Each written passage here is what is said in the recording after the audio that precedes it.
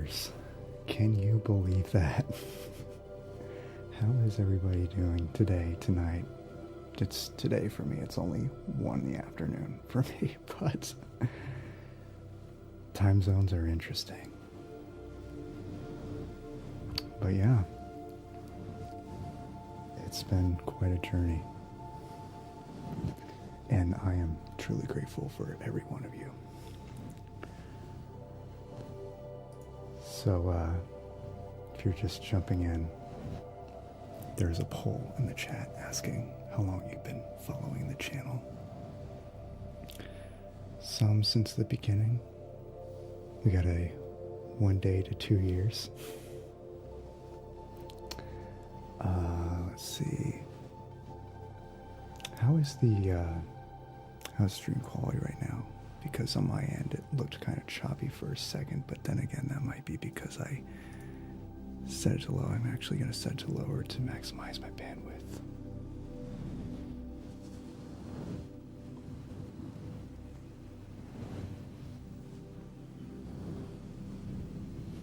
But yeah, so we have the stream, and then in a couple of hours my 5-year anniversary video will be premiering 2 hours from now. I will be rambling about my history with the channel, and also, oh wow, the Jesus Christ, the chat was frozen on my end. Let's see who's here now. Let's see. Miriam, welcome. Herbert Voice on YouTube. Just at it's a good name. What up? Maria, welcome. Thank you all. Thank you. Apparently I have to keep refreshing the chat in order to see the chat moving. That is weird. Why is that? I don't have a good concept of time, but it's longer than just a day. Great to see you, Angie.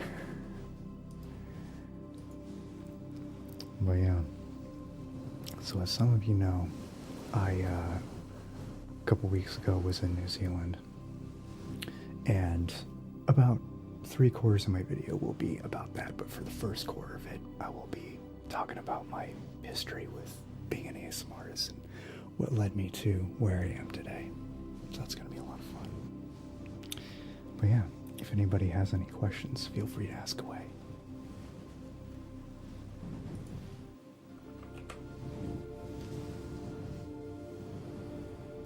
Do you have it set to all instead of top messages?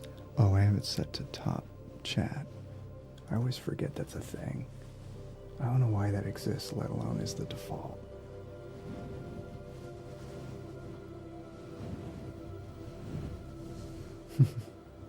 What are the spicy snacks for today? So remember that Carolina Reaper I was chewing on when you were here the other day? I still got some of that here, so I may take a few nibbles throughout the stream.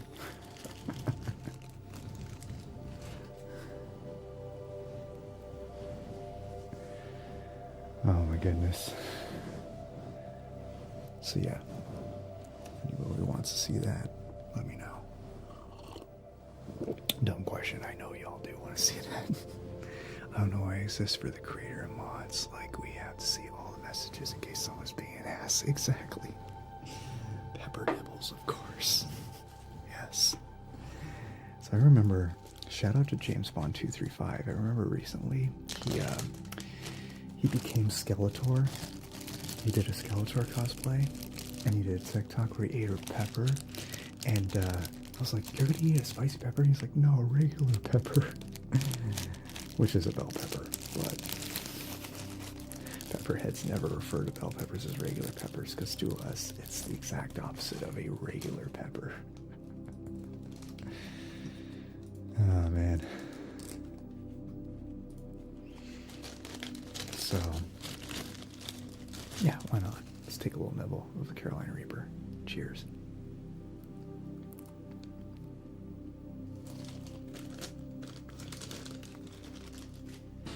By the way, y'all can thank Crazy.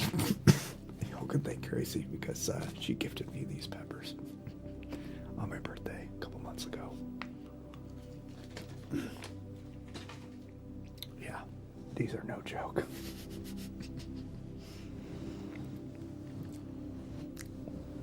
So if anybody has any trigger requests, let me know. This is kind of open-ended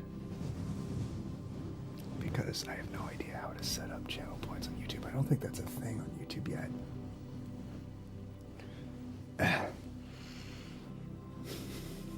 As he chokes on it, yeah.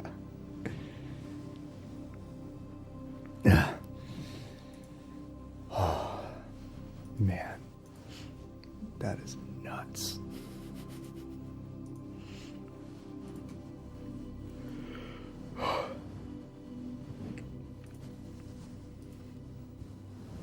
Now my mouth feels like it feels like a campfire. It feels the same heat level as when you hold your hands above the fire.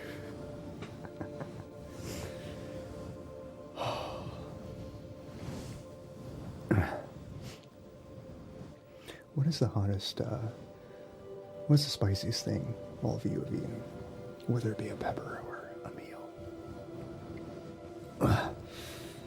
5 years ago, did you think you would still be creating ASMR like in 5 years? Not really.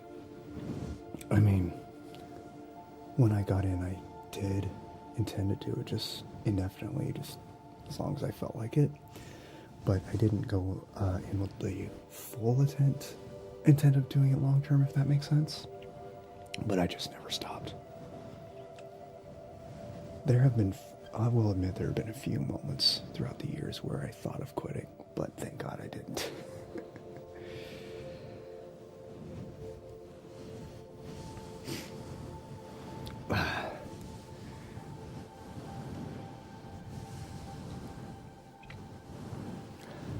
Man, that is one spicy not-so meatball.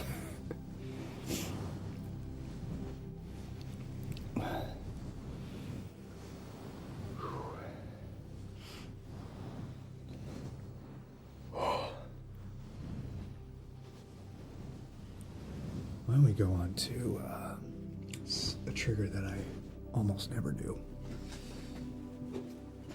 and that is measuring tape.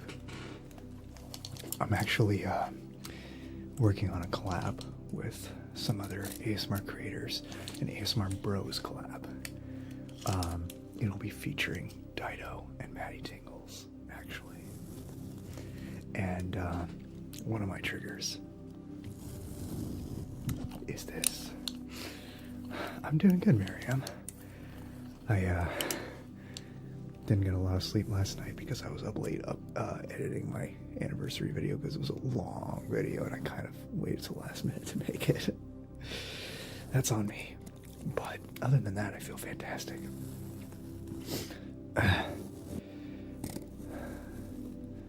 Ate a jalapeno off the vine and almost died of a spice whip. Wow. Well, to be honest, I almost died the first time I ate jalapeno too. It takes some time to build up a tolerance. What inspired me to begin ASMR? So I talk a little bit in the video that I will be premiering in a couple hours at the when the stream ends, but a bridge version of that. I discovered ASMR through Review Tech USA, where he did an unboxing of the NES Classic, and he mentioned that ASMR is how he falls asleep, and I have terrible insomnia, so I checked it out and I was hooked, and about a year later I decided to do ASMR myself. Thank God you didn't quit. You're necessary here, Keith. Oh, thank you. How does creating ASMR content help me? It is a perfect creative outlet for me because everybody, I feel, needs a creative outlet to help them get through life, and I have a long laundry list of creative outlets, but this one is my favorite because it's the one I hold the most dear to me because of how much it's done for me and how much I know it does for other people. And so, on an emotional level, it helps me a lot. But also, it's a way for me to just keep active. Like, I do go outside a lot, but I don't have a lot of indoor activities that feel productive. Like, I love video games and whatnot, but unless I'm streaming or something, being entertaining, it's just another hobby. Now, there's nothing wrong with video games. Like, it's another first love of mine.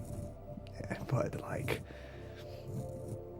doing offline, to me, it's just a way to wind down, so to speak.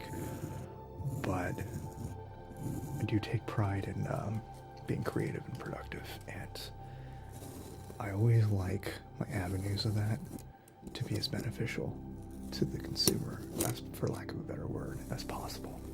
And I think ASMR is the best for that, at least to me.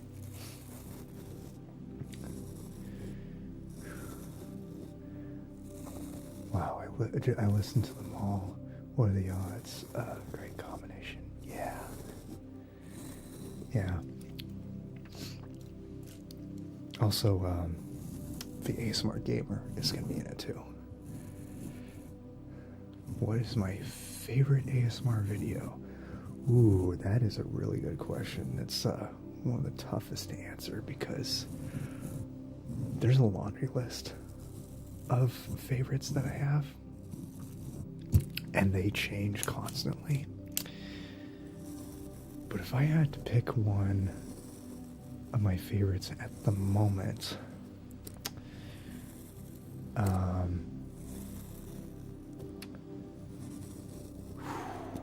I really have to think about this one.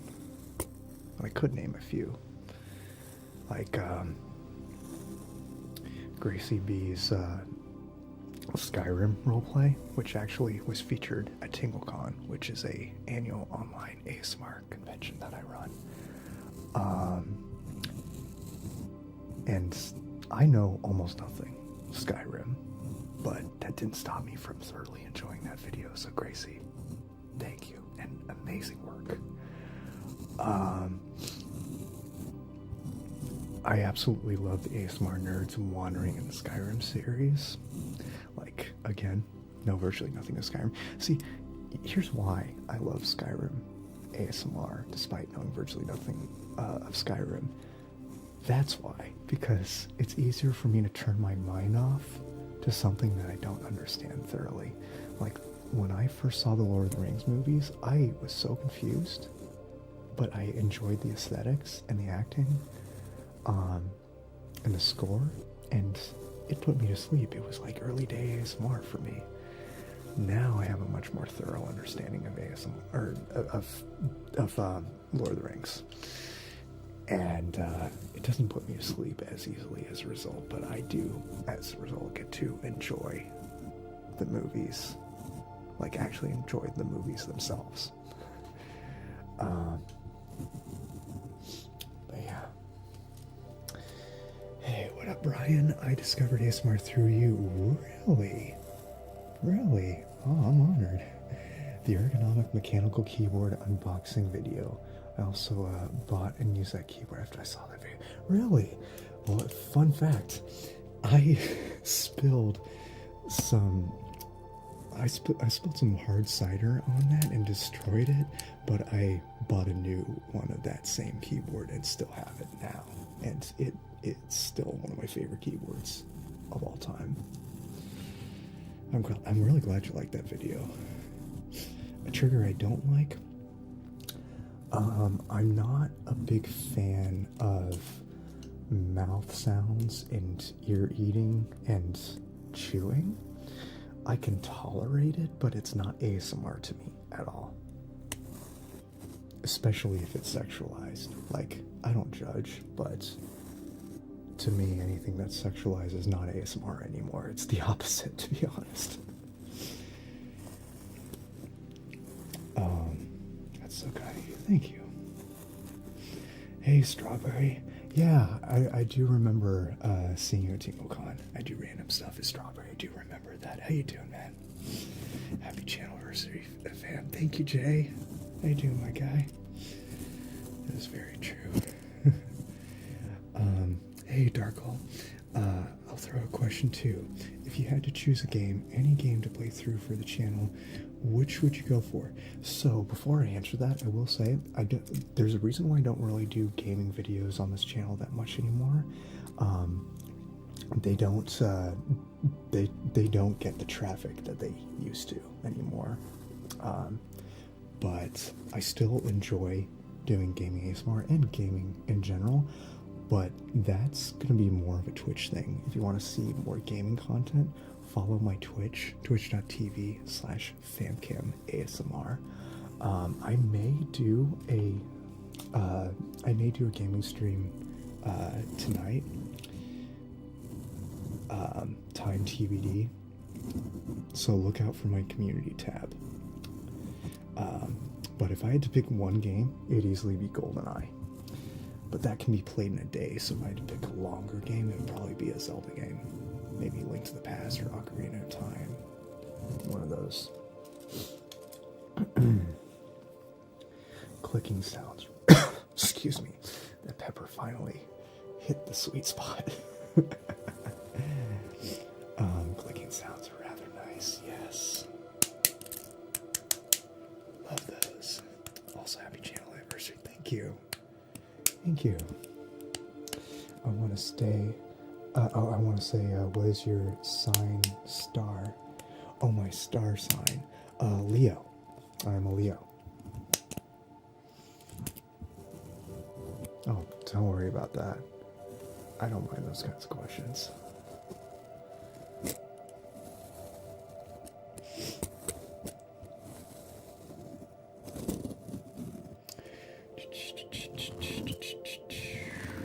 Yeah, usually most of my streams are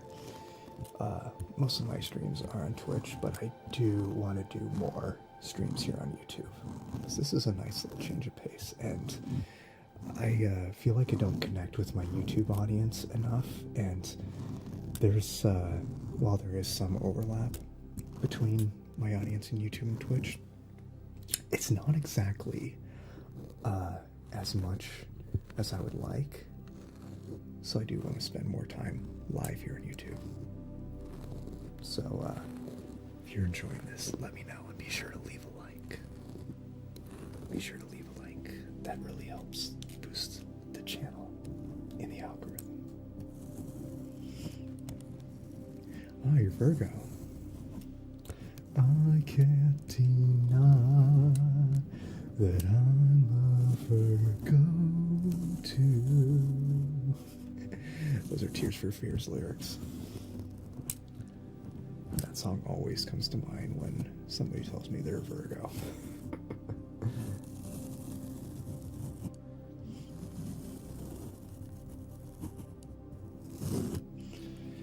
Okay. What should we do next? How about a channel favorite? And by channel favorite, I mean one of my favorites. And it looks like Botrix is working, so I'll be able to set up proper bot commands through Botrix, because I've always struggled to do that on YouTube. But looks like I could do that with Botrix, so we're good. Squishy balls, aka Orbeez balls. You can thank James Bond 235 for my love of this trigger. About random questions, do you like to ask or answer questions for ASMR? By the way, your random questions videos are the best. Thank you.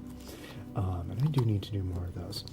I'm not sure which of the two I enjoy more, because I do enjoy a lot of them. In fact, why don't I ask a few random questions throughout the stream? Because that's what professional streamers do, and I need to start doing that more. What is your favorite channel you watch on the weekend? So I think My, if I had to pick a favorite channel to watch on the weekend, since I work all the damn time, I would say ASMR Weekly. I love ambiances, and I feel like he's one of the best channels to turn your mind off to. And you get to do it while looking at scenes from your favorite films, like Harry Potter and Lord of the Rings. It's really, really awesome. And I just love that. But what is everybody else's favorite channel? And if it's mine, what is your second favorite?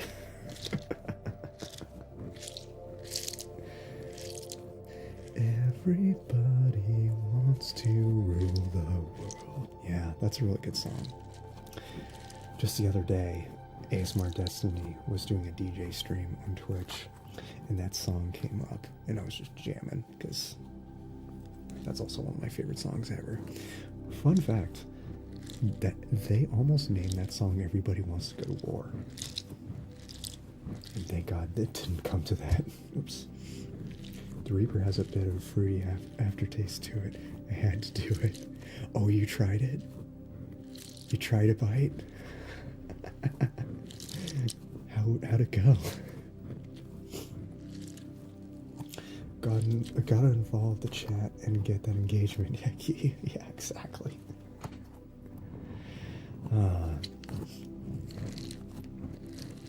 So, here's a question for y'all.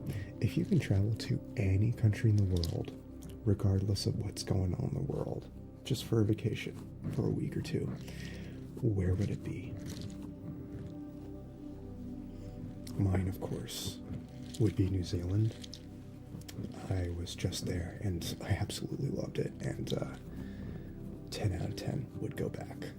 I would go back all the time. Whereas back at the good thing they didn't take that route. Exactly. But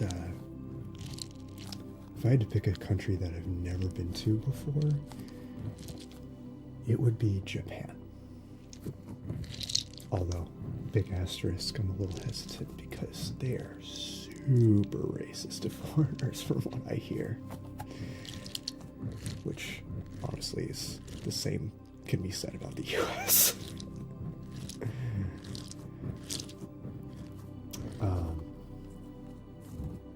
I would also really love to go to Iceland.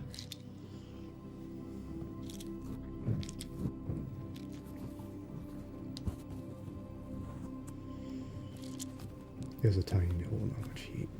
Oh, wait. Let me look at ye old globe. So,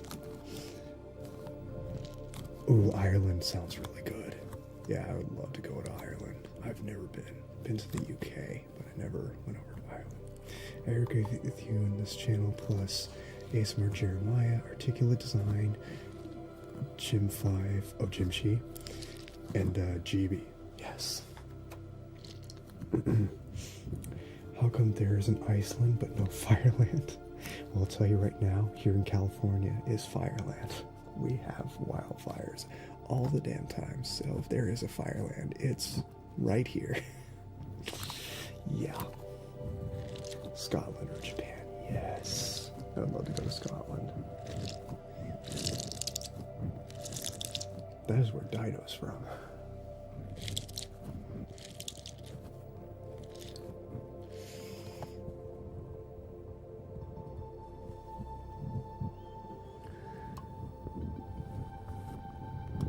How many countries have y'all been to?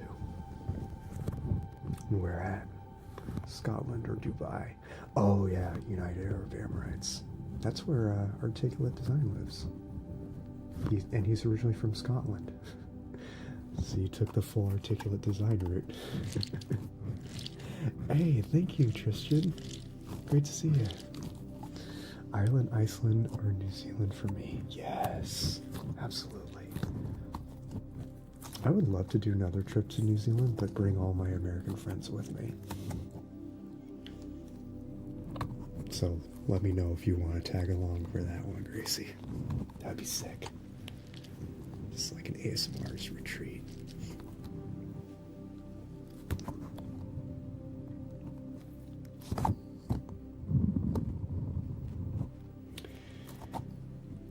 Jeff really wants to see Norway. Yes. Norway, from what I hear, is really beautiful. Scandinavia in general sounds amazing. I get cold so easily, so I'd have to really gear up for it, but yeah, I would absolutely love to go. One of my favorite bands, Millencolin, a Swedish punk rock band, back in 2005, when they released their album Kingwood, they drove through the countryside in the wintertime to go to a studio to shoot the music video for their song Ray. And on the way, guitarist Eric was driving, and one of his bandmates was filming him, and he said, "Sweden is so beautiful in the wintertime, why don't you move here?"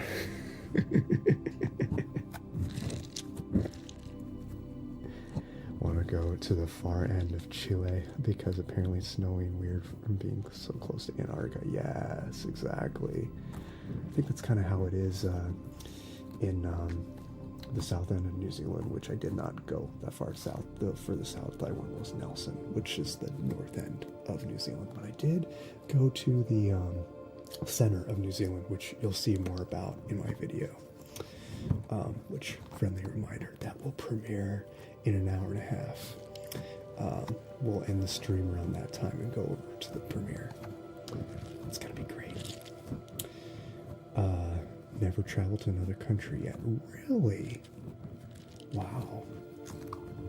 I know you want to visit the States. So let me know what you think. And if you're in the San Francisco area, let me know. So we gotta chill. We went to Norway. It was really nice. Nice. Italy, China, Japan. Oh, you're from Egypt. Nice. I have a friend who really wants to go to Egypt. You also never visited another country. Oh, wow. It's definitely worth doing. Traveling internationally is not cheap unless you're from Europe and you're going to other European countries. But it's still very worth it. Very worth it.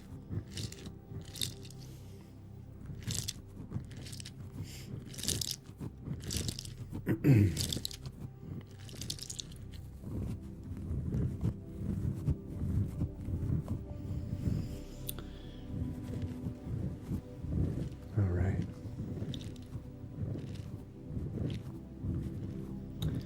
Based on the poll, looks like most of y'all have been following for the last 2 years. So that is a sign that at least amongst my regulars, it's been a slow increase, and the trajectory is slowly becoming higher, which is awesome. But regardless of how long you've been following me, even if it was just today, I cannot thank you enough for your love and support. Each and every one of you are amazing.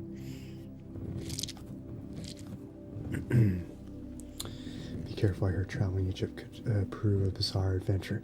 Yeah, he is waiting till it eases up in that regard. But once it does, he's gonna go. Obviously, there's no telling how long that takes, because unfortunately, that's how the world is. But yeah. Travel from Brazil to another country is really expensive, taxes, etc. But first, USA for sure. SF, it'll be the first place. Yes! Oh my god, yes! Awesome.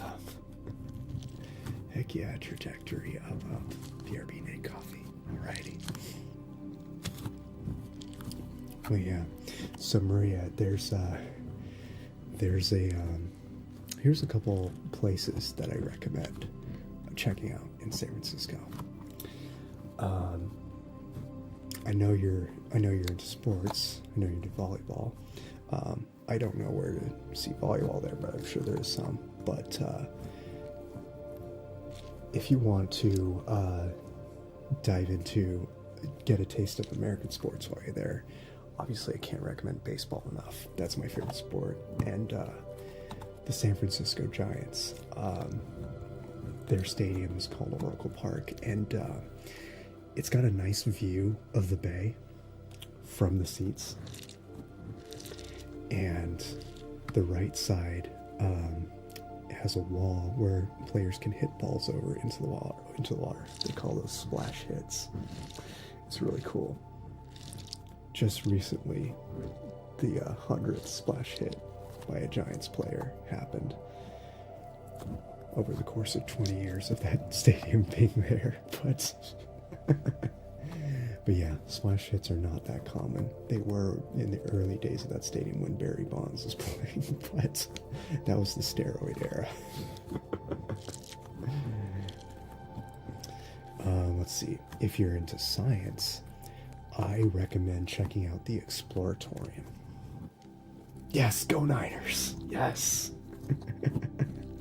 So the Niners, even though they're San Francisco 49ers, they are no longer actually in San Francisco. They're in Santa Clara, which is about a couple hours south. But yes, they are still my favorite team. Their current stadium is kind of cookie cutter compared to their last stadium, which was Candlestick. Which Candlestick, honestly, was kind of an ugly stadium too. But it had charm in its ugliness, if that makes sense. Sorry, go Bengals. Hey, no worries. The Bengals crushed the Niners recently.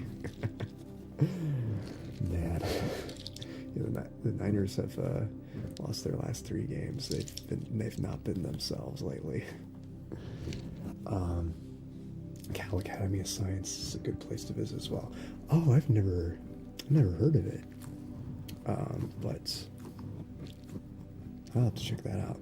But yeah, so on the Exploratorium, it's basically an ASMR museum.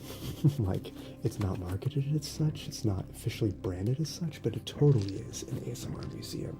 Straight up. It's got a lot of hands-on science exhibits that are really relaxing in nature. I've been meaning to do an ASMR video there for a very long time. One of these days I will. That is, if they allow me to. I'll have to find that out. But if they do, an ASMR video at the Exploratorium will be coming. But obviously I'll be very limited in what I show because I want people to actually go there. But then again, showing what's there isn't the same as actually experience it. It's like doing a Let's Play. If you watch somebody play a video game, it's not the same as playing it. So it doesn't spoil the product. You grew up a Candlestick? Nice. That is awesome.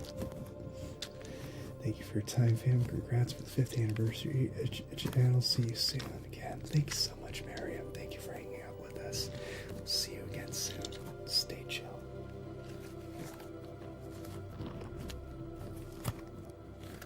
I get purple out of this. Not really. It's supposed to get purple when you mix red and blue, but color doesn't go through well enough for that to happen. I agree. Exploratorium is a must visit. Yes. Yeah, so Gracie and I were talking about this the other day, actually. The Exploratorium used to be at the Palace of Fine Arts, but now it's in a boardwalk lot at Fisherman's Wharf, which I do miss the Palace of Fine Arts Exploratorium, but the new Exploratorium is not bad, I will say. Still, it has a lot of the same exhibits, and they are fantastic. Thank you for the recommendations. I'll definitely check all that out. Yes, and I have a few more. So another one right near the Exploratorium on Fisherman's Wharf is Pier 39. It is more or less a shopping center on a pier, but it also has some cool features, like there's a spot where sea lions come to hang out, and they're not excuse me, let me get some water. Well, tea. But tea is water. By the way, go check out ASMR Kitten, one of my first friends in the community.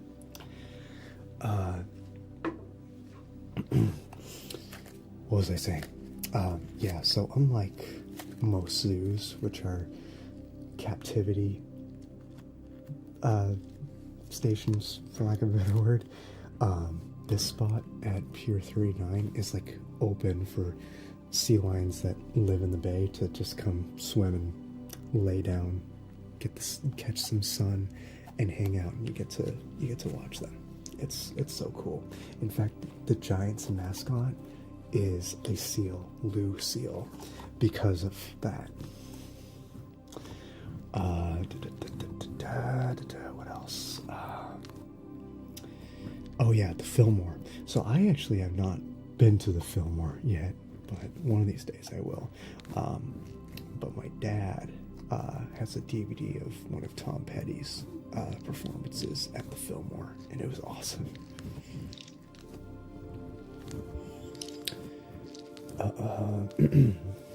Hey, Rebel Scum. It's me. My cats are sleeping, but I changed my name. Oh. How's it going, cat/Rebel Scum? Love it. How you doing? Hey, Saya. Great to see ya. Saya is a frequent commenter on my videos, and I can't thank you enough for that. That really helps out the channel a lot. It's great interacting with you. Let's see, what else? I do remember you. Yes. Let's see, another great spot in San Francisco is the Japanese Tea Garden. So, you may be familiar with Golden Gate Park. It's essentially San Francisco's Central Park, more or less. And the in the middle of it, there's this little garden called the Japanese Tea Garden. It does cost money to get in, but it's a nice little walk with very calming Zen Japanese-like environment, for lack of a better way to explain it. I haven't been there in a very long time, but I used to go there a lot as a kid, and then at the end, my mom would buy us some Botan rice candy, which is amazing. But I can't have it anymore because I am gluten intolerant, and it has gluten in it for some reason. Oh well. I can still drink tea, though, obviously. Backmint with peppermint mocha latte. Oh my god, that sounds amazing.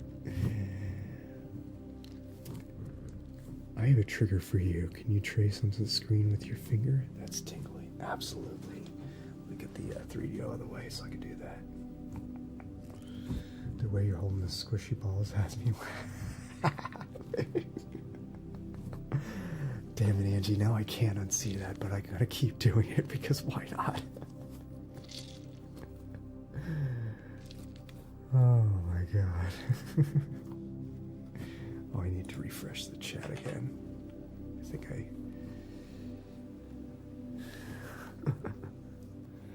you go. And not far from Golden Gate Park, at the very end of Golden Gate Park, the east side of it, is Haight Street. If you're familiar with 60s hippie culture, you may be familiar with Haight and Ashbury. There's a lot of cool art throughout that neighborhood. There's a couple cool coffee shops and bars. I remember years ago, my girlfriend at a time and I met with her friend who brought us to her favorite bar. And it was a gay bar. But when we walked in, the only difference that I noticed between that and your average run-of-the-mill quote-unquote straight bar was people were actually not assholes. Yeah, seriously. It was the best bar I've ever been to.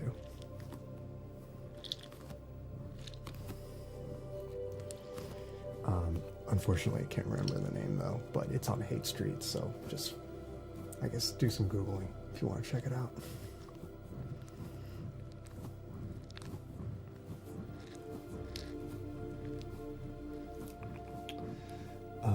Let's see. Well, fun fact. When I was in high school, every time my family took a drive through San Francisco, at some point we would drive by SF State, and my mom was like, you could go here one day. You might be going here one day. Hey, maybe you'll go here one day. I never did. I instead went to Chico State. And I'm happy that I did. That's where I met my bro Chad, which some of you know.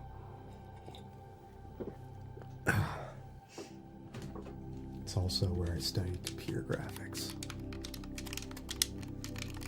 Great little segue into controller sounds. That was not intentional. But yeah.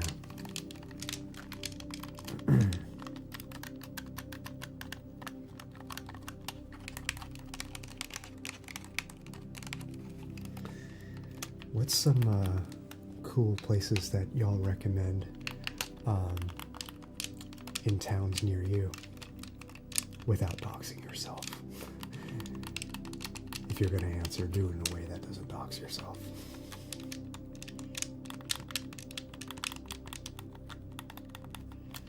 And if you could be any video game character, who would it be?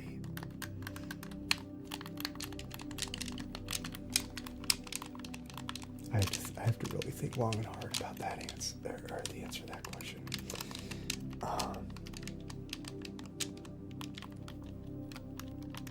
But if athletes count, I guess I would be a baseball player to MLB The Show. Because I would love to be a baseball player, even though they get injured a lot. But then again, better that than most video games where people are actually trying to kill you.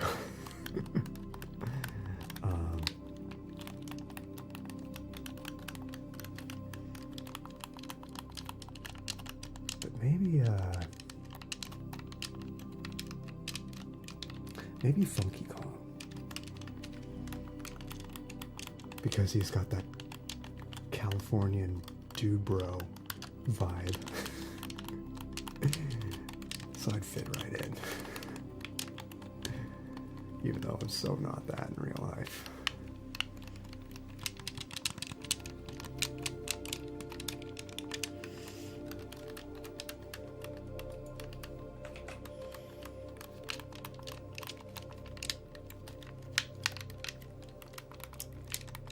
And I'm way behind in the chat because I had to refresh again.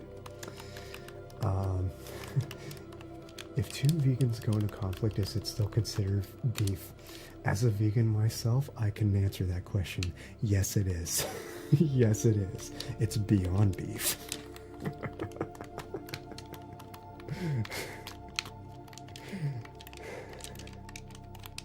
Thank you for existing. Hey, thank you for also existing. Appreciate it. I can't lie.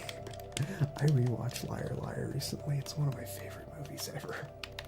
You rules, Hank. You rules. I wish he had green screen. I wish he had green ones because the red ones definitely sus. Yeah, at some point I'm gonna get purple and green because those are my official channel colors. The reason why I didn't get green originally is because I used to always use a green screen and it would vanish in front of the green screen. But now I'm much more comfortable with showing part of the environment in my home, because when I started I was not comfortable with the internet seeing like any conceivable inch of my living situation. Now I don't give a shit because there's some parts of it that are private and some parts that aren't necessarily private because, you know, I set it up in a way that it looks like a studio because it is my own studio. But it looks like literally anybody's home can look exactly the way my setup does. So, because the only part of my home that you see that isn't stuff I bought and added is the wall. So, yeah. The blue ball is very sus. Nice mug, thank you. They are both sus. I think red and blue are the imposters. Please don't dox yourself, yeah. Rob McCalley and Ryan Reynolds frequent this place. Oh, where you live. Oh, okay.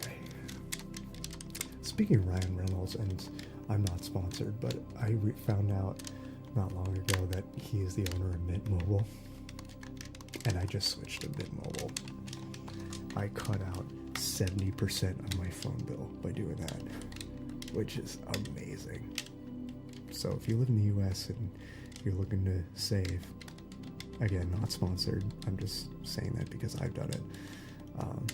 Mint Mobile's a good option. It's been serving me very well so far. Just as good as Google Fi and T-Mobile and, God forbid, AT&T.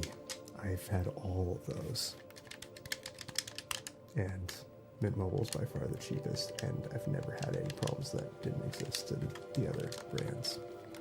So why not, right? But yeah, not an ad. I'm not paid to say that. I wish I was.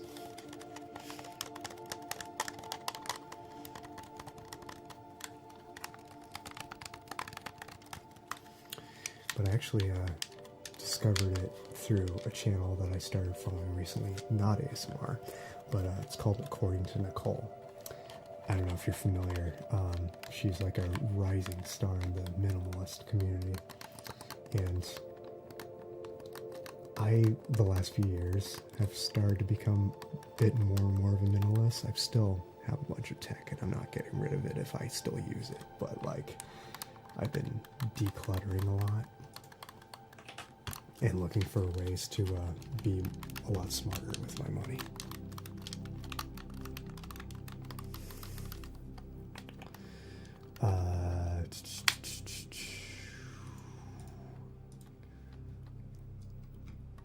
Let's see. Where am I in the chat? I would want to be Sanic because I need his energy. Yes. There's a place out at the coast that has a labyrinth you can walk and leave trinkets at. Oh yeah, you were telling me about that, and I still haven't seen it. Yeah, let me know in text where that's at, because I still want to check that out. Wow, you're vegan? I never knew. Yeah, I've been vegan for trying to count the years, 12 and a half years. Yeah. Long time. Keith, I got some Beyond Beef with you. That's right. Angie is also a vegan, so we got some Beyond Beef going on. Oh, goodness me. Can you make head rotations up and down, left, right? I want to see if your resemblance to a coach is true.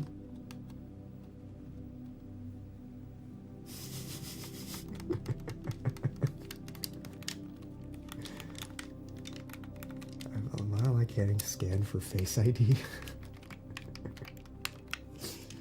Near my city, have some waterfalls, and most people like to go to swim over there, riding horses, hiking trees. Plenty cool. We have lots of good restaurants too, so food is quite nice too. Awesome. Yes. One of my favorite things about travel is trying the food, because most American food, I gotta be real, is terrible, but we do have some great food here too, but you just gotta find it. Maybe I'm just saying it because I've become numb to it, but also the quality of food here is not the best because our food regulations are so lax. But there are a lot of places that do actually give a shit and put some love into their food and don't poison the crap out of you. McDonald's. Sorry. And that's it's a museum with immersive experiences. Some artists like Da Vinci, Van Gogh, Michelangelo. It's amazing. Nice. maybe a little late, but if I could be any video game character, it'd be Dhalsim from Street Fighter, so I can scratch my back much easier. Oh my god, how did I not think of that? Can I change my answer to also be Dhalsim? Although, I'd probably be Ken. Ken is my guy. You're like a coach, you look like one.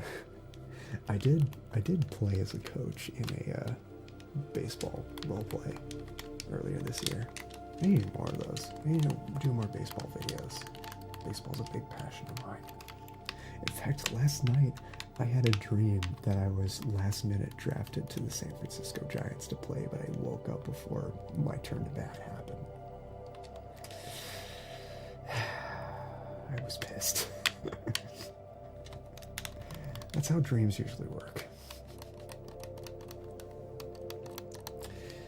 The waterfalls thing reminded me, I watched the Silent Hill movie and I completely forgot that they filmed the opening scene, the Devil's Punch Bowl, which is a waterfall near where I grew up. Oh, nice. I was like, wait, that's a Devil's Punch Bowl. The end.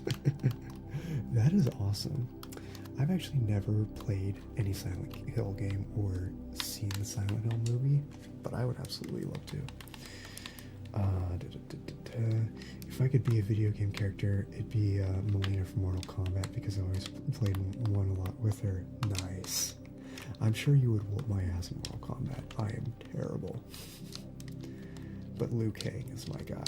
I'm okay as Liu Kang, terrible as everyone else. Curious, how do vegans gain their iron? Oh, simple. Most iron that most people eat comes from the plants that we eat. The best source of iron I've found is spinach, and I absolutely love spinach. I love putting spinach on pizza. I love steamed spinach with vegan butter. Oh my god, it's amazing. Like I could just go off about how amazing spinach is. I won't though. Beans, soy, and dark greens are high in iron. Yeah, that too. Yeah, dark greens like spinach. Absolutely. Hey, Izzy. Happy anniversary. Thank you. How you doing, fellow king? Beans of iron? Wow, I'm stupid. I thought iron was only found in me. Yeah, so, no, you're not stupid. It is a common misconception that iron and B12 are only found in meat, but the reality is every single nutrient you get in meat came from plants, because the animals had to eat the plants to get it, you know. But,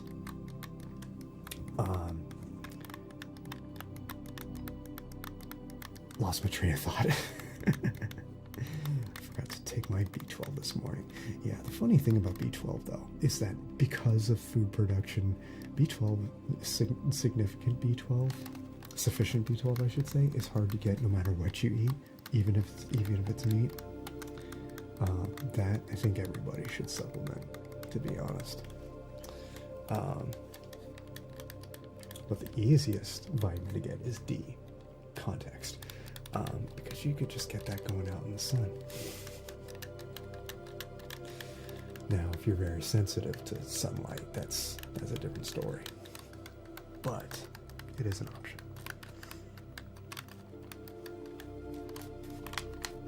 I went for a short walk before starting the stream. I noticed that there have been a lot of streams in the past where I would not talk anymore and run out of things to say and just sit there awkwardly doing triggers. Some of you may have noticed that it's become less and less the case as of late recently. And going outside, getting some sun, getting some air, just moving really helps with that. So I usually, not always, but I'm getting better, go outside and go for a walk for at least 15 minutes before I stream. In fact, part of my pre-stream routine is I reset my router, and while it's resetting, I go outside and go for a walk. It really helps a lot.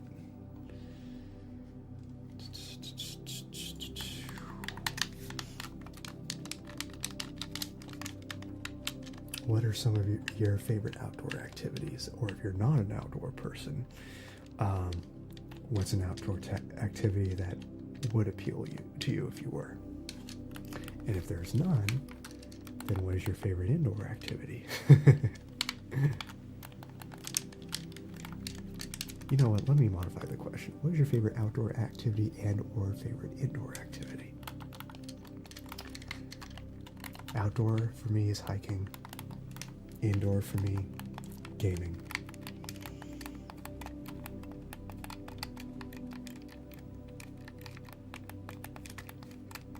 There's nothing quite like going outside out of your normal routine. Just go somewhere, especially if you're going to a place that you aren't even familiar with, just wandering about. It is just amazing. I did that a lot when I was in New Zealand. I had a few days where I didn't have a lot planned, and I just spent the day just going for walks and exploring the place and just randomly stumbling upon a few spots. I talk more about this in my video, which we will be premiering in an hour. The link's in the description of the stream, and I'll also put a link in the chat when it's time. But one example that I talk about, a bridge version, I wandered out of Wellington to Karori and happened to find a cemetery there and walked through it and found a trail up to the top of Johnston Hill at the other side of the cemetery. And that route was not planned. My original plan was just to go to Karori and just see Karori, which is a small suburb west of Wellington.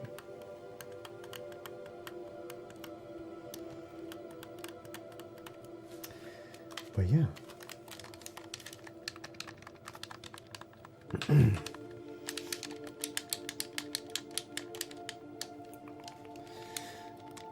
Let's see. That's a nice routine. Yeah, thank you. Used to go skiing and skating, but now I just walk me doggies. Oh. Yeah, I used to go skiing too. I want to get back into it. Last time I skied was 2011. Goodness, I was in college. But skiing was my jam. Maybe I'll go this winter.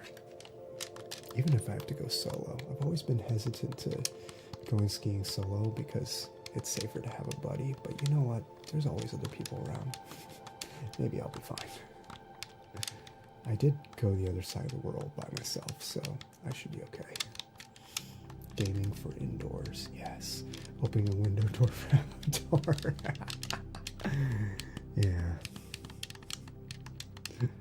For outdoors activity, I'll go for a semi-long sprint every once in a while. That's a good one. That's a good one. I need to try sprinting again. I've always been a long-distance runner, but as a kid and as a teen, I was also a bit of a sprinter, but the older I get, the less of a sprinter I am, and it would be good to retrain myself for that.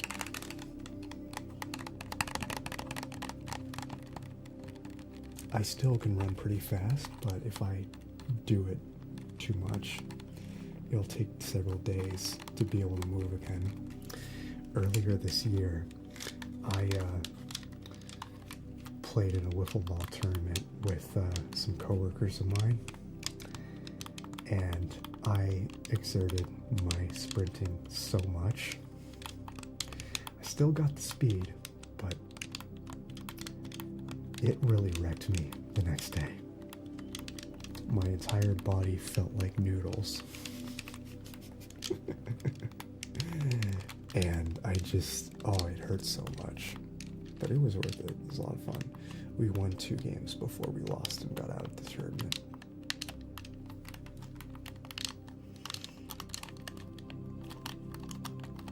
I was the leadoff batter because of my speed. Fun fact, if you happenstance to manage a baseball team, I recommend having your fastest player be the starting batter.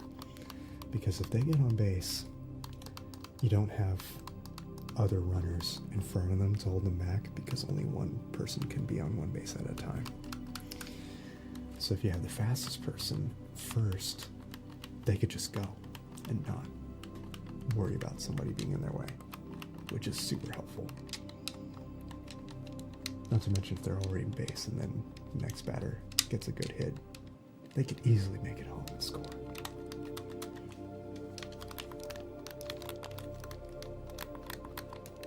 So yeah, for the 3% of you who care about baseball, you're welcome.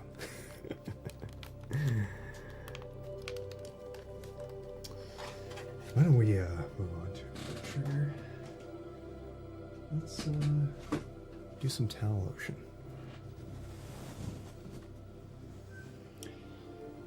And let's talk about the beach.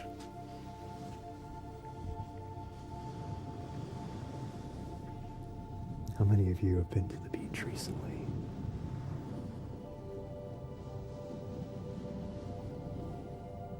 I went to a couple of beaches in New Zealand. In fact, the last activity I did there before going to bed for the last night and getting up early to hop on a plane was walk along the beach and just reflect on the whole trip. Of course, I will talk more about that in my video. But I live about an hour away from the ocean, and once in a while I like to take a trip out there and chill. There's this place called Bodega Bay, which, if you're a Hitchcock fan, you may be familiar with it because of the movie The Birds, which I have not seen, to be perfectly honest with you. But it is an amazing spot to go and hang out, or to just turn your mind off things. Take your mind off things, rather. I think if I skied now, I'd break a hip. Oh no. Do you have skates though? Just only go on days where I feel very energetic. I feel that.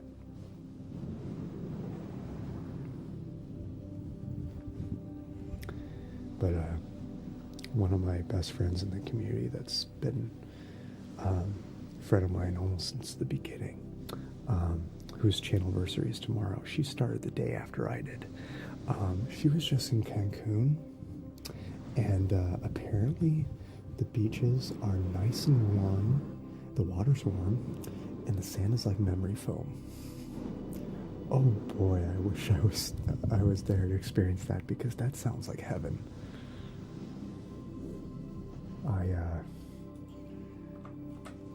I've been to a good amount of beaches in my day, but never one that's that amazing and luxurious sounding.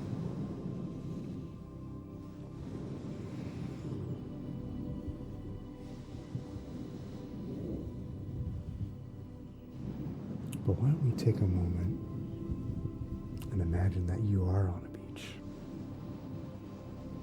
Imagine you're at that beach in Cancun.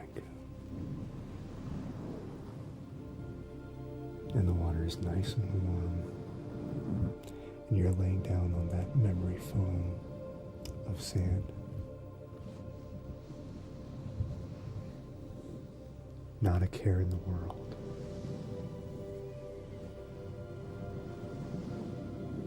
And you're just deeply relaxed. The warm water washes over you.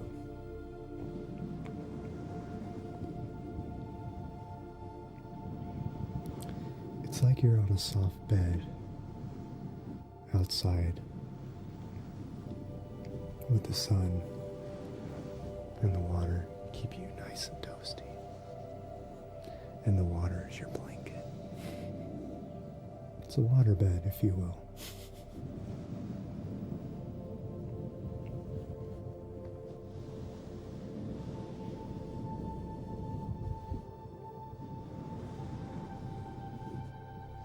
That sounds like an amazing experience, does it not?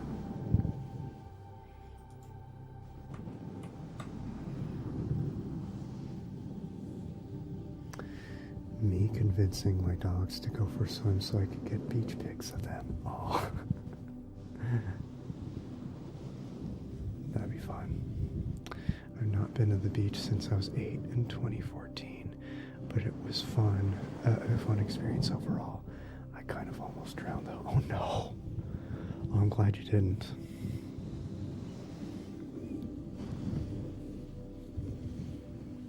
But yeah. Were there a lot of heavy tides at the beach?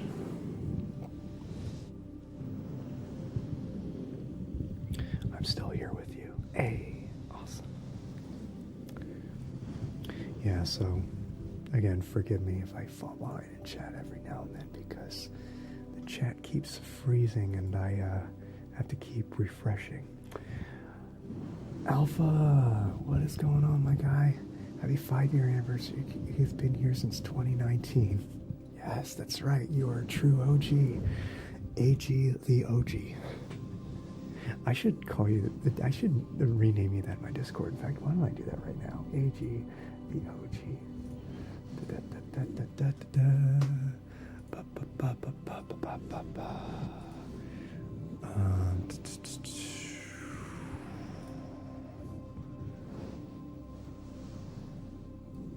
Where are you at?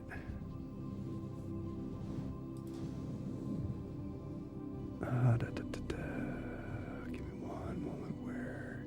There we go. AG the OG. Done.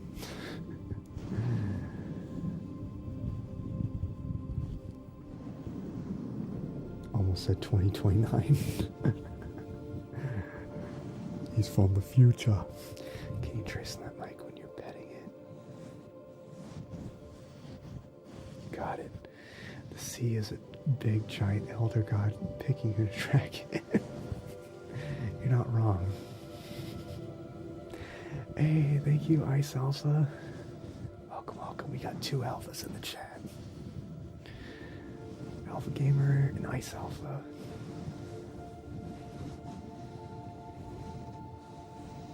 Great to have you all.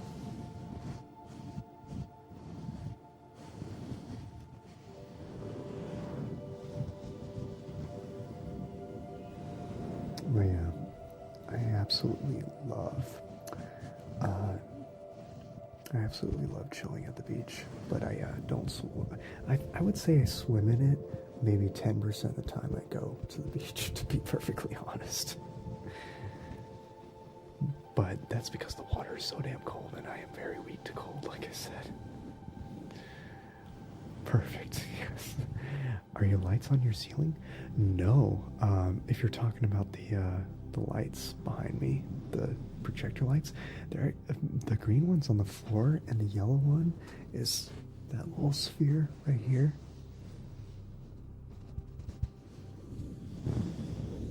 And right next to that salt lamp, but no, there are no lights coming from the ceiling. There's one ring light in front of me and a couple color key lights on my desk in front of me. I wish I had lights on my ceiling, though. I have not had lights on my ceiling since I lived with my parents. Jesus. And ironically, my dad hates lights in the ceiling with a passion. So maybe he and I should trade places. There's nothing on your ceiling then? Nope, just popcorn texture. And we can't exactly mess with it because there's an asbestos risk if you do.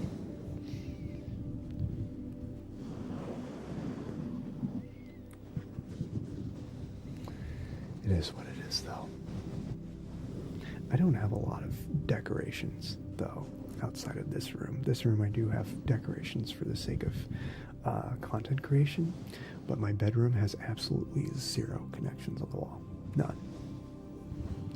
My roommate has a lot of decorations in his, though. It is a stark contrast. I don't know why, but it's soothing when you look at your ceiling. Oh, interesting. I do tend to wander my eyes around. Maybe it's ADHD, I don't know.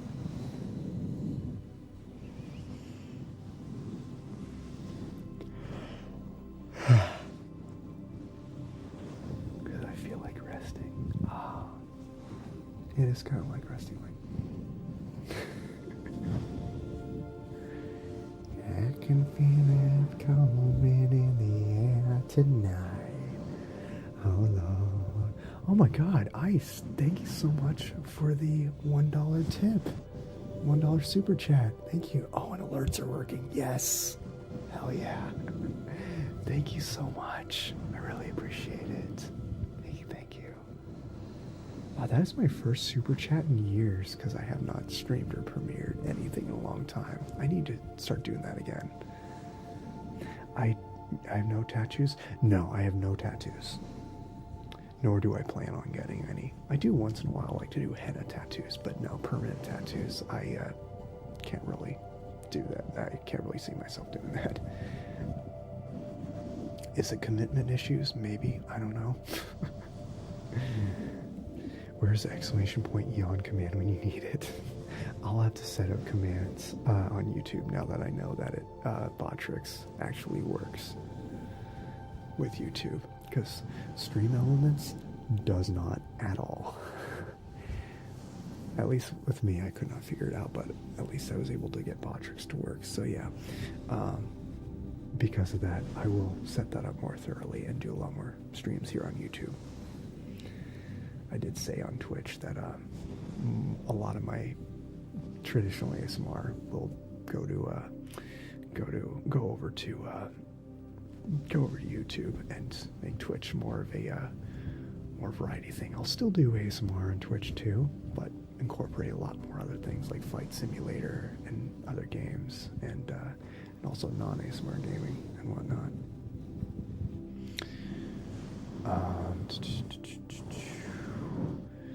Do you stretch your head sometimes? Do I stretch my head?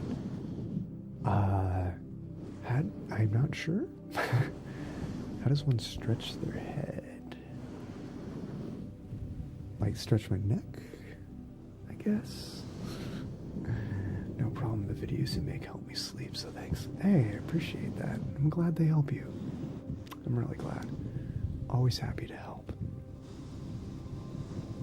Because ASMR has helped me so much over the years, and I'm always glad to give back. So thank you, thank you, thank you.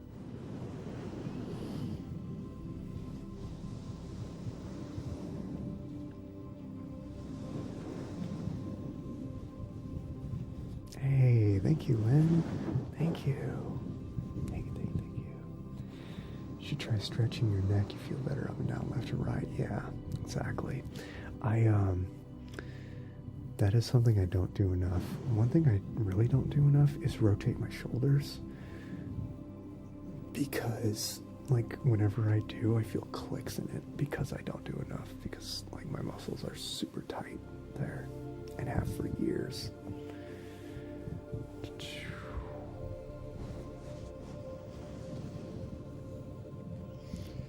Not so fun fact, actually. Ever since 8th grade, I've randomly had my neck send a shock pulse through it. And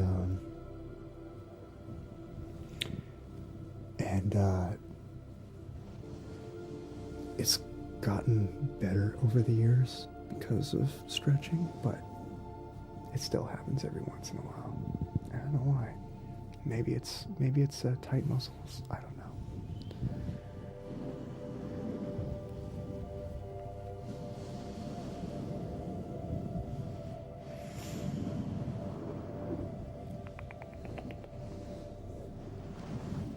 But yeah, don't forget to stretch, and don't forget to hydrate.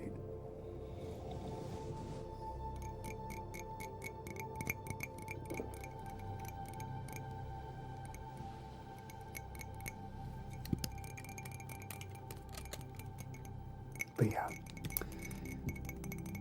again, be sure to check out ASMR Kitten.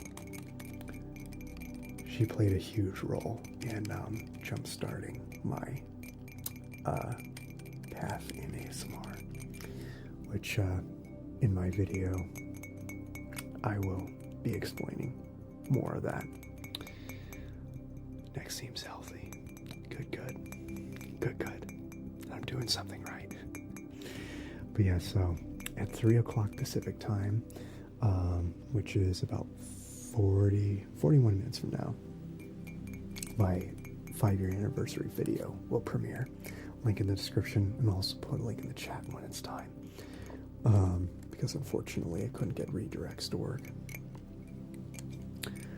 But in that video, for about 15 minutes, I ramble about my history of my journey in ASMR, and then 45 minutes of my trip in New Zealand. I have lots of pictures and a few videos I took that I put in the video. It's going to be a fun little experience.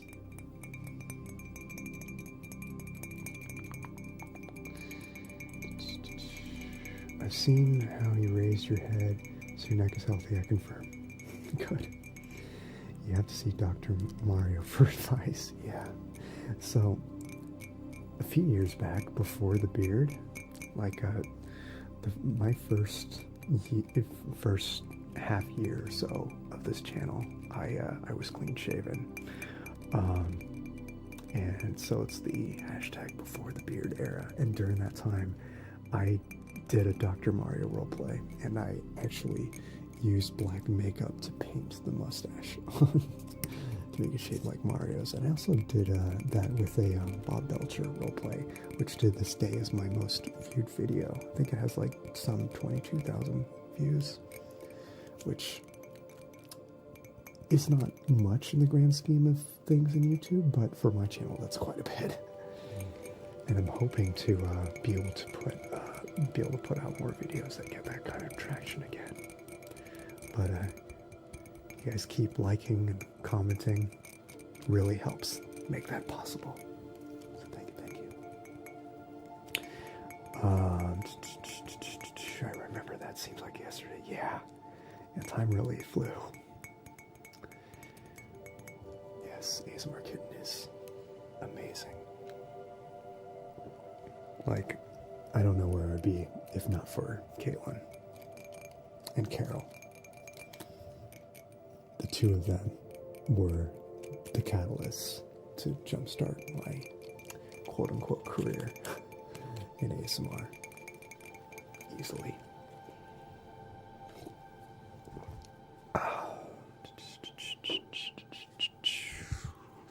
Let's get some poppers.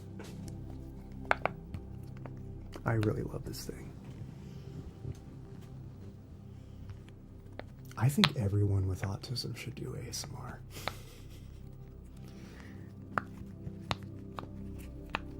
Why not, right? It's an excuse to have a lot of fidget toys. What is your favorite roleplay you've done? Ooh, that's a toughie. That Bob Belcher video is definitely one of them. And also my Solid Snake videos.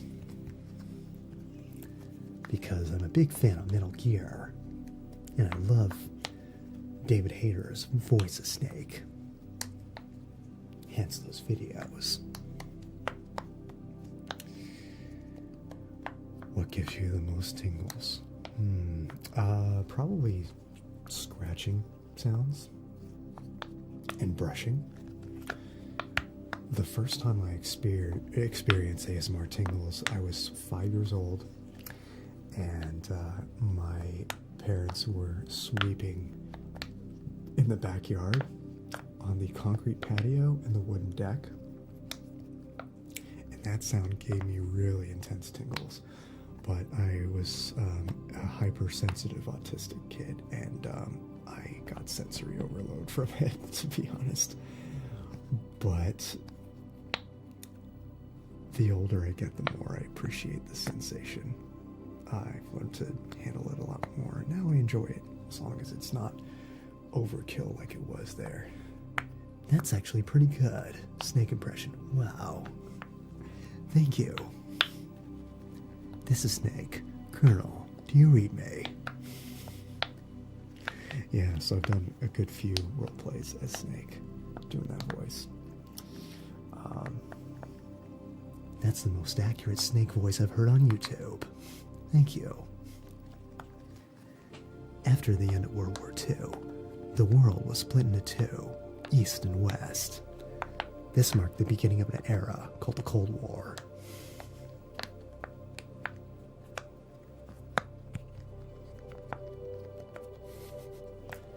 See you in hell, Liquid. Maybe I should do a video where I say some of Snake's most popular quotes. I would love to do a bunch of videos where, like, not just role plays like I've done, but like, because I'm not a cosplayer at all, and when it comes to clothes in general, I pride myself in being a bit of a minimalist. Like, the only reason why I still dress up for Halloween is because where I work, Halloween is huge and every department has a common theme, so I buy into the peer pressure of dressing up, but I do enjoy the camaraderie that comes with it. But when it comes to me, myself, I don't really care that much about dressing up. Sorry to all those who do. Everybody that works with me on TingleCon loves to cosplay. But instead of cosplaying, my strength in roleplays is voice. So I would love to do a bunch of videos where I just, like, in sort of a voiceover kind of format, do impressions and say popular lines. And I've done a few videos like that.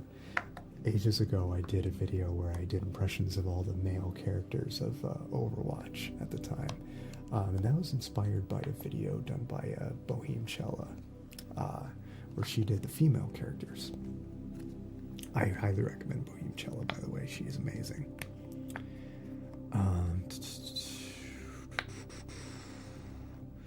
That sounds so slay. Slayer. Threw in a little Halo reference there. Hey, Captain Nemo. How you doing? Great to see you. Any plans for another fluffy mic scratching in the future? Just like to watch ASMR relax, never triggers chills. Yes, absolutely. In fact, my first ever video, released 5 years ago today, was exactly that, where I just did some fluffy mic and did some guided meditation. And I almost did that. I was talking to Gracie the other day. She asked me, am I gonna like do a redo of my first video? And yeah, I thought of that, but yeah, I decided to make my 5-year anniversary video be a ramble of my history with doing ASMR and another ramble about my recent New Zealand trip, because it was an epic trip and I want to share the experience with y'all.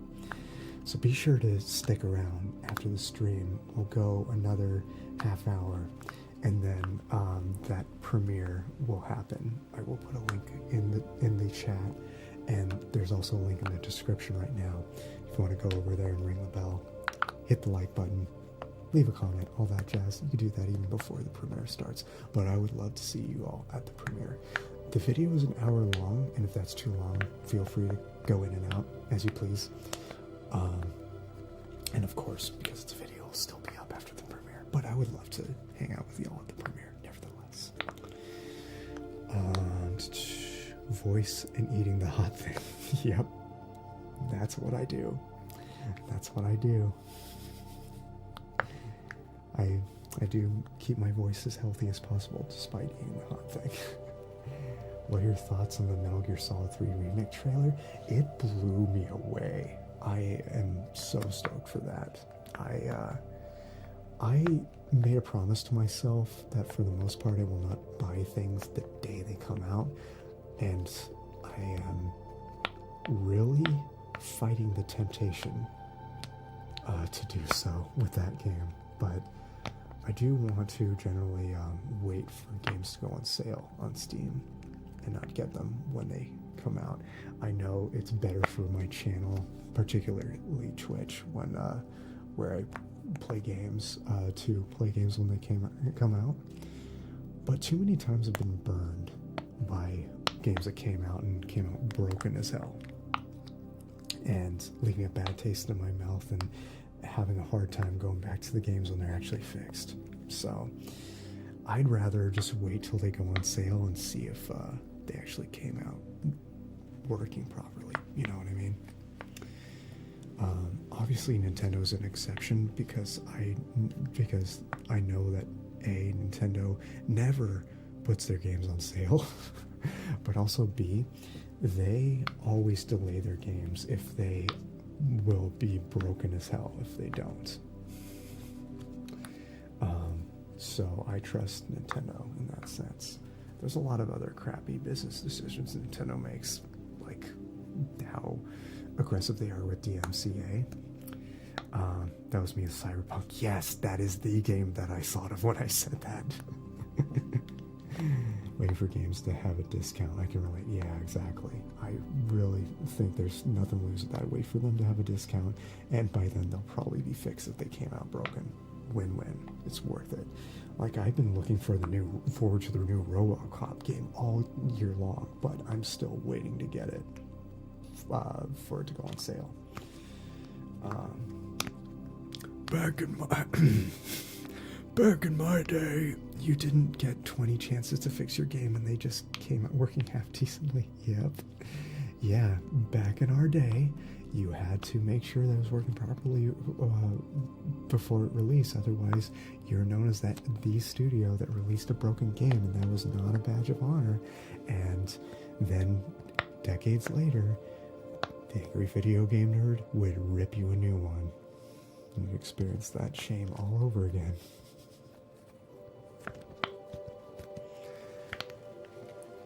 Captain and consoles. Oh, yeah. Absolutely. Let's do some phone tapping.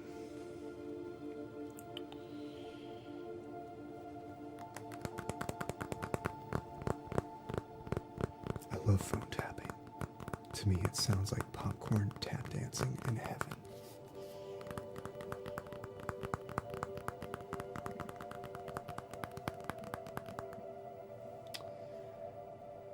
And I rested my thumb on the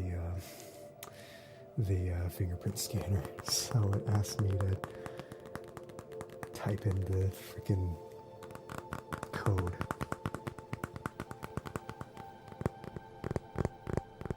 I'd rather every game do a GTA style release and bring out decent working games. Yeah. One thing that modern gaming has that I miss about retro gaming is that back in my day, we didn't have to deal with DRM. It was not a thing. For those who don't know what DRM is, it's digital rights management. You know how sometimes when you get a new game, you have to install some third-party software and or be always online, even if it's a single-player game that has no online features? That's DRM. And on paper, it's supposed to prevent piracy, which, good, but it doesn't. Everyone always finds a way around that, and the only people that get punished are the people who pay for the freaking game. It's bullshit.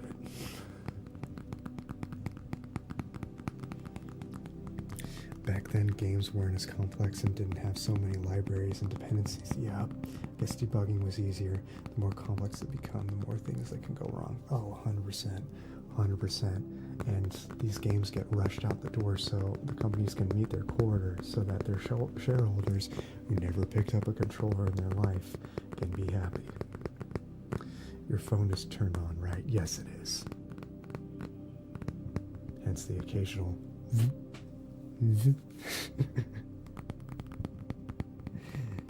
which means Gracie could absolutely contribute to the stream by texting me and making my phone buzz, and therefore technically we'd be doing a collab. Ain't that something? Back in our day, games were made of squares. They were. Oh, they're still made of squares, they just don't look like it. I'm old enough to remember when Pong came out. Really? That is awesome. My grandpa was way ahead of his time. Like, he was born in the 30s. But he had a Pong machine. That pepper keeps coming back. I only had a smidge an hour and a half ago, and it still keeps... Carolina Reapers, man. But,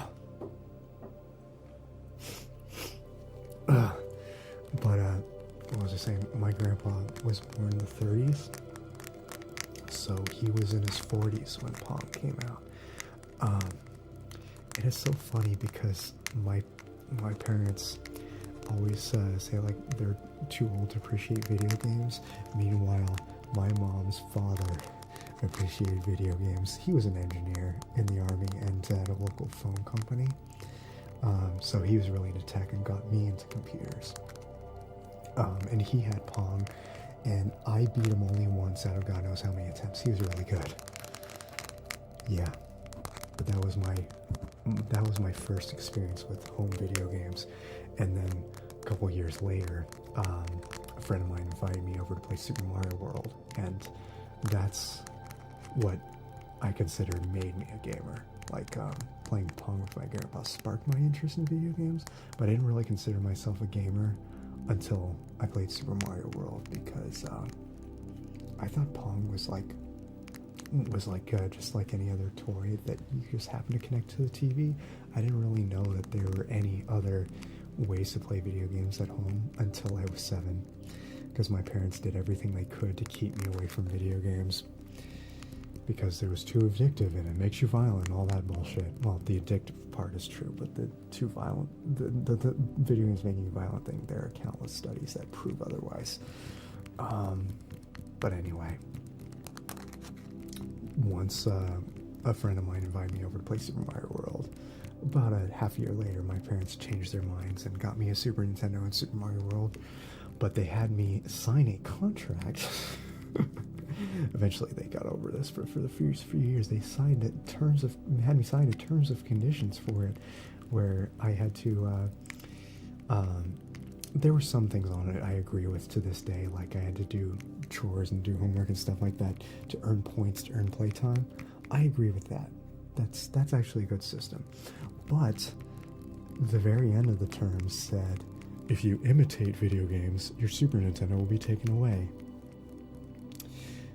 Dad, if you're watching, I'm calling you out. I love you, but I gotta call you out for that one, because imitating things was always my passion. I know it drove him crazy, but it was my creative outlet at the time. It was my autistic creative outlet. I mean, my dad is a lot more cool with it now. He's eventually, a few years later, he embraced it. But back then, it drove him nuts. It warmed my heart that you remember me good. Yeah, absolutely. It's a sad commentary when developers re-release retro games and somehow make them less playable in the process. Thank you. Like GoldenEye. GoldenEye's still playable, but that release on Xbox, I still play it, but it's the laziest port I've ever seen in my life. Yeah, it works, but there's so many UV seams where you can like see through them. Like, why? I don't know. Case in point, poor emulations port that constantly lock up. Yeah. Really liked Joust and Pitfall Harry. Yes. My parents got me a Commodore 64 for Christmas. Nice.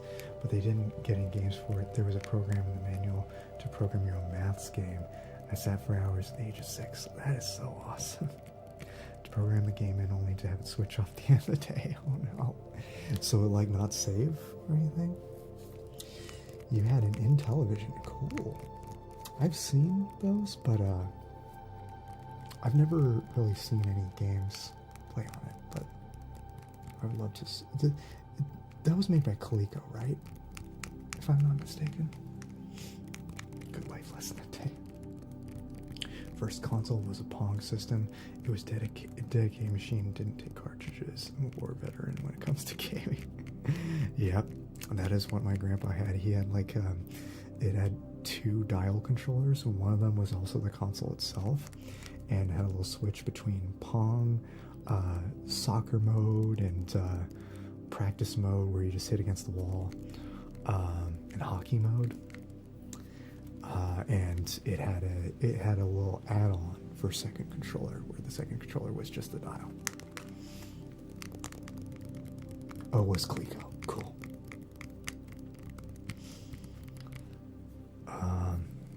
It's because the media was like, don't let your kids play Ninja Turtles, or your kids will go outside and eat pizza in the sewers. Oh my god.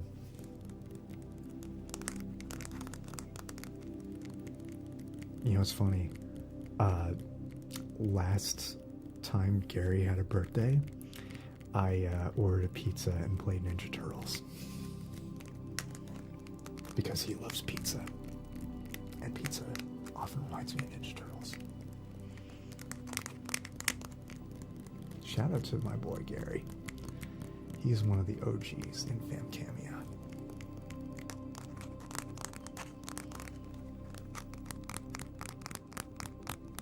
He also did ASMR for a time, but spends most of his time in the cheering section,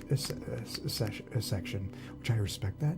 But my God, he does really good ASMR. His voice is like some of the best. Like, he's a former broadcaster. He's got that deep, bassy radio voice. It is amazing.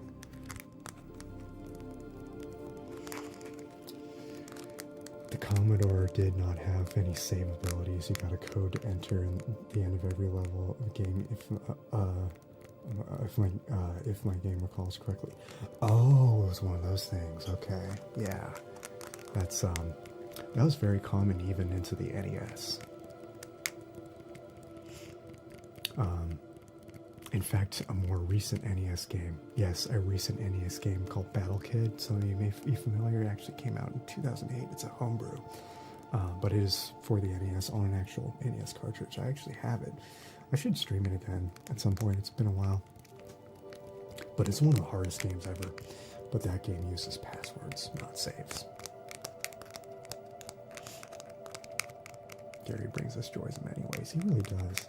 It's a well-established fact that violent games like Tetris inspire... Well, yeah, because you're removing the limbs of pieces of blockage.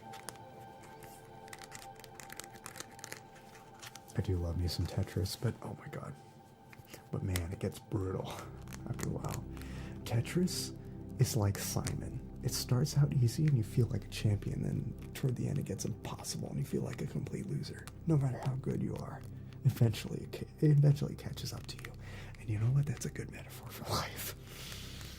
Not to be doom and gloom, but yeah.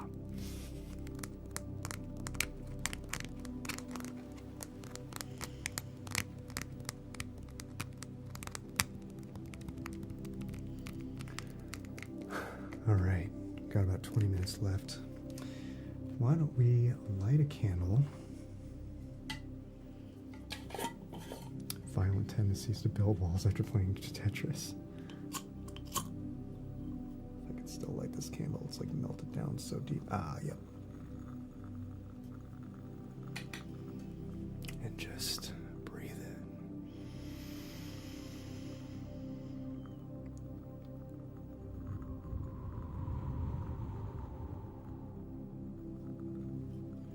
And again.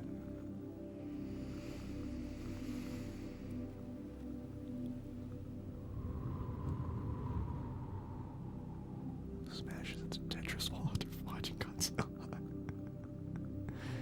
So, confession, I have not seen any Godzilla movie until last year.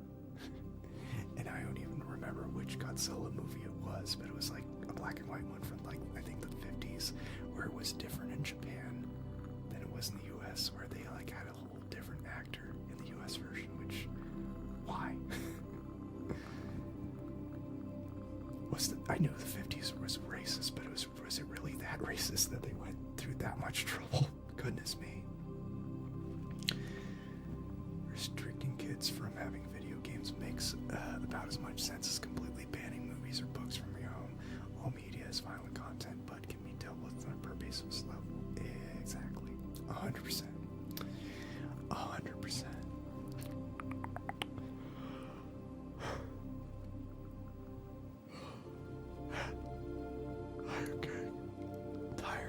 And it's only 2:44 here. What time is it for y'all?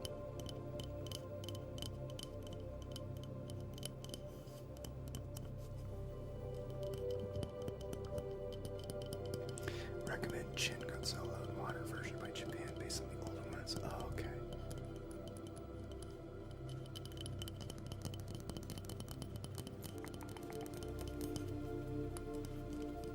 Oh, Shin Godzilla. I imagine that was autocorrect.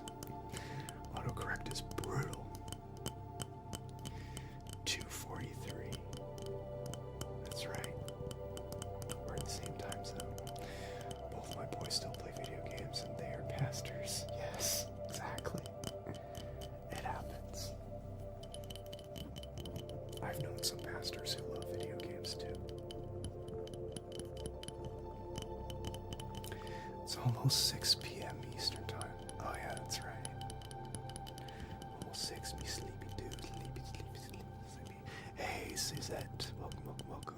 8:43 a.m. Wow. So 8, 9, 10, 11, 12, 1, 2. So that means you are either in the Asia Pacific region or in the Oceania. One of the two, I'm guessing.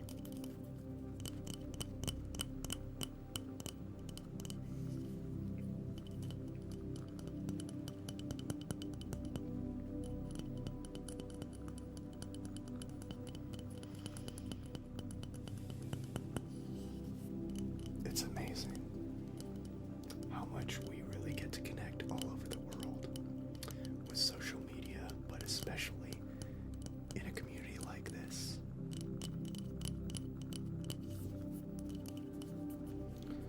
Like, it still feels weird to just reach out to strangers in any social media situation, like any normal one, like Facebook. But when content is involved, it feels a lot more natural because you have something to relate to, you know? And that's very true with ASMR.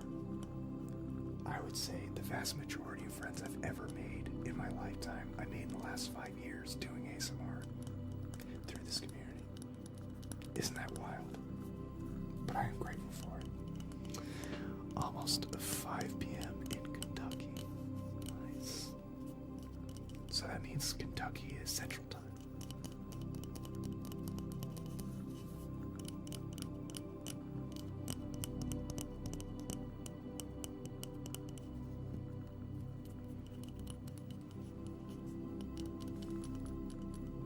You know, the funny thing about time zones, I always knew they were a thing, but it wasn't, it was something that I never really thought about all that much until I started making ASMR.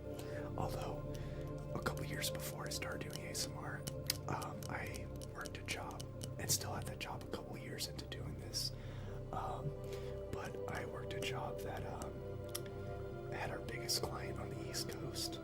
So they closed out their offices 3 hours before we did. So we always had to get our projects to them 3 hours before we closed. It was weird, but it is what it is. Oh, you're Australian. Nice.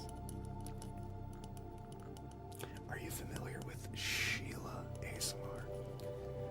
An amazing Australian ASMR creator and a great friend of mine. She's from Sydney, I believe. Or the Sydney area, at least. She does a lot of cyberpunk role plays. And they're super badass. It's 21:46 p.m. here. Nice. So that is doing math in my head. I guess that would be 9:46 p.m. if you went by the 12-hour clock.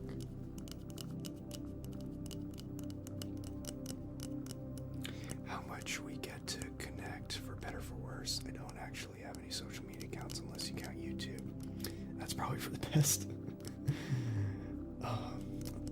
Proper social media platforms sort of bring out the worst in humanity, and seem to bring out the worst in humanity. Yeah, it's. I agree. That's why I've been detoxing social media more and more. I actually deleted Twitter, aka X, from my phone before I flew out to New Zealand, and as a result, didn't touch it the entire time I was there. And let me tell you, nothing was different, and that's coming from somebody who uses Twitter more than any other social media platform until recently, I should say. Yeah. Maybe Elon has something to do with it. I don't know. Yeah. We don't really need social media. In fact, I was off all social media until I started this channel, and then I got back back on social media because I knew I had to network. But it's fine. Australian tomorrow, it's Saturday for me. That is true. That is true. Playing Alan Wake later. Love a good spooky. I've never heard of Alan Wake. Is it any good?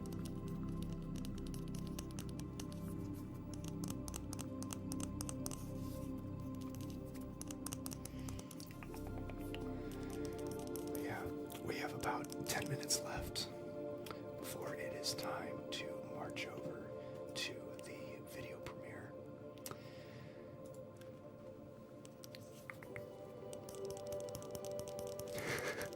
And I see Santiago saying, "Come on," in the chat. Santiago, if you're watching, I see you, buddy. I see you.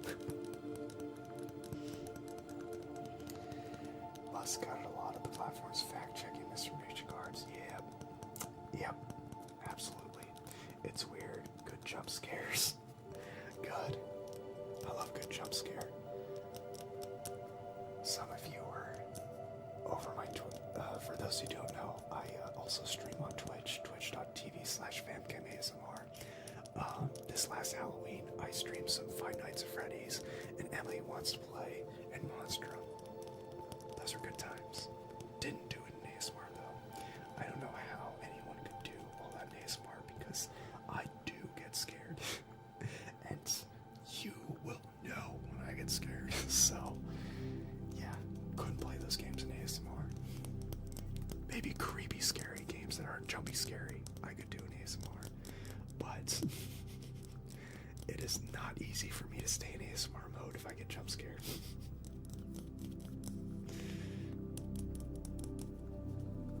Never watched her, but I will give it a go. Yes, definitely should. So, there's 3 H's in her name. In fact, why don't I, let me see if I could. Sheila. Let me see if I got the spelling right. Yeah, 3 H's in the name. She doesn't show her face, but she's put out a couple videos, it looks like, where she uses a filter of a face, but it's not her actual face. Have you heard of any of the Backrooms games? I have not. That'd be great to stream. Okay, Backrooms. Let me write these down. Games to check out. So it was Alan Wake and was it Back Room? Where's Backrooms? An anti-ASMR stream would be good, yeah. I do some of those on Twitch. Random question, do you listen to any music? Oh yeah. If so, do you have any favorite artists? So my favorite band of all time is Foo Fighters. Diehard Foo Fighters fan. But I like all kinds of music. Some of my other favorite bands are Coheed and Cambria, R.E.M., U2, Millencolin, Tears for Fears. I really love Journey, Red Hot Chili Peppers. I like all kinds. Been looking for new art ASMRs to watch. This will be fun. Yeah, highly recommend Sheila. Something like Escape the Backrooms or Enter the Complex. Oh, okay. I'm gonna copy and paste that into my notes. Look that up later. But yeah.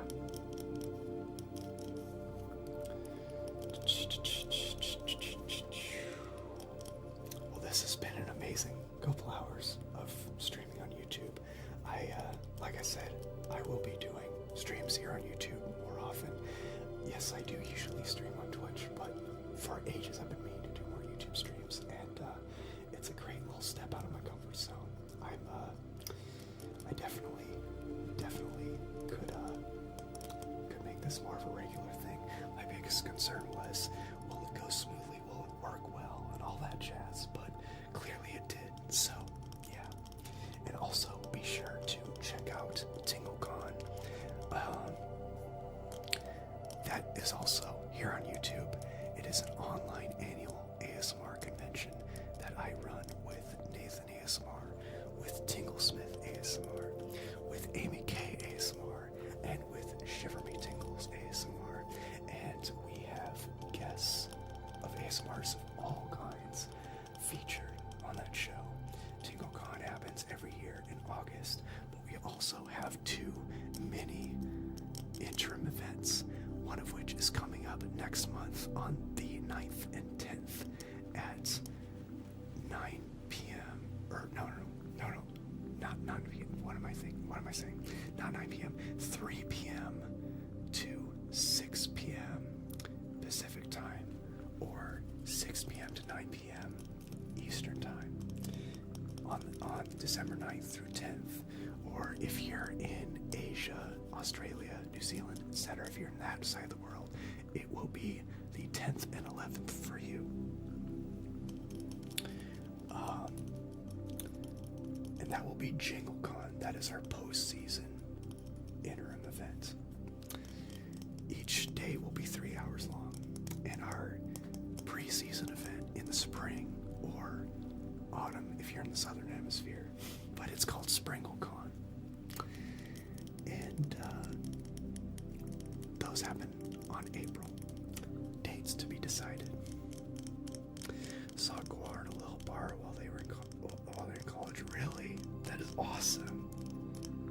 I would love to see Guar. I heard their shows are epic.